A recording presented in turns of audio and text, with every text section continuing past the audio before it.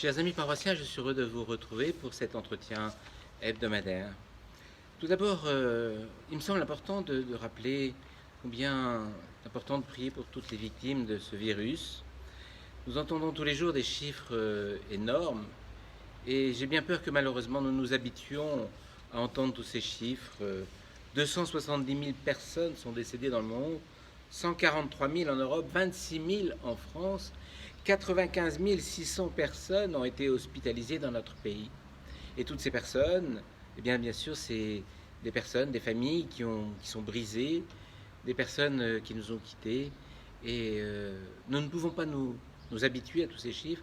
Et c'est important que nous prions pour eux, pour ne pas oublier, ne pas être indifférents à tous ces chiffres.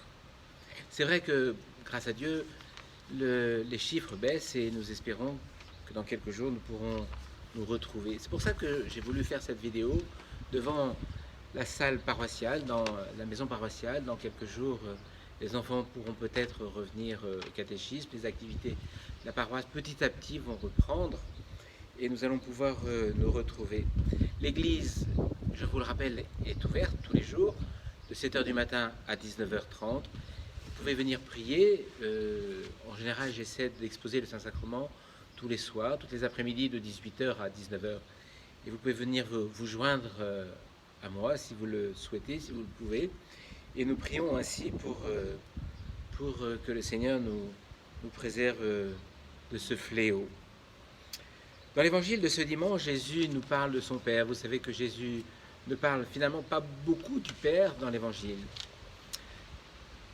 Il vient de célébrer le dernier repas, il a lavé les pieds des apôtres, il a institué l'Eucharistie, il a institué prêtres les apôtres, il leur a donné le commandement de l'amour, aimez-vous les uns les autres, comme je vous ai aimé, et Jésus annonce en même temps aux apôtres qu'il va mourir, qu'il va être arrêté, condamné à mort.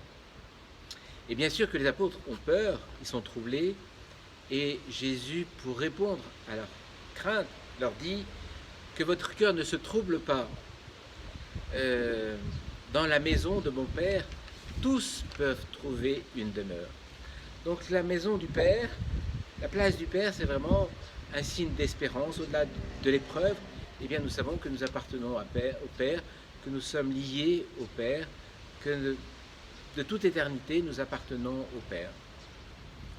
Et puis au terme de cet évangile, Jésus dit aux apôtres, demandez au Père tout ce que vous voulez en mon nom et croyez que vous l'avez obtenu.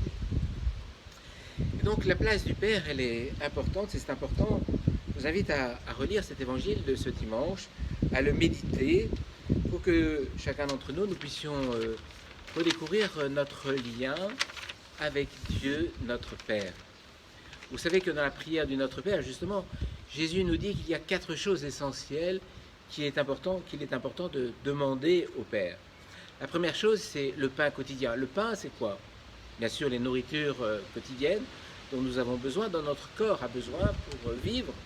Mais le pain, c'est aussi la foi. Le pain, c'est la santé.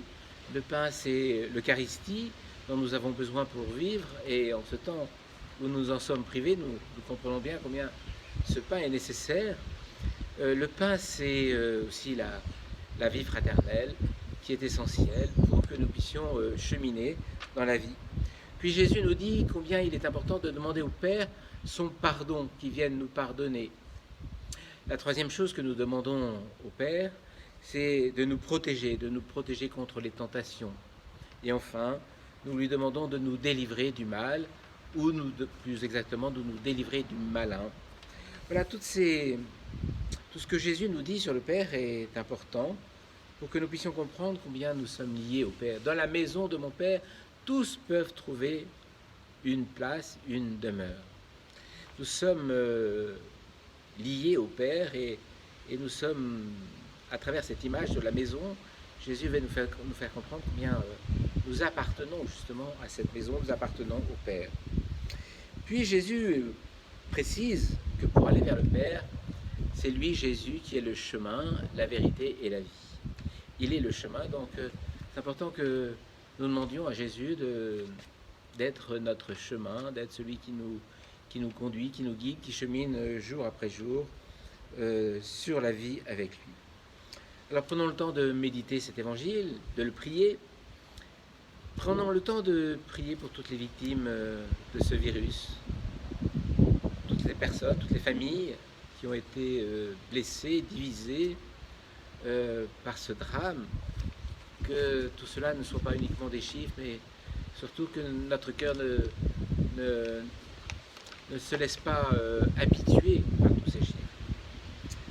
Demandons au Seigneur d'être des témoins courageux de la foi, que nous sachions manifester combien Jésus est notre chemin, que nous soyons des témoins joyeux et lumineux de Jésus qui est victorieux du mal, qui est victorieux de tout mal.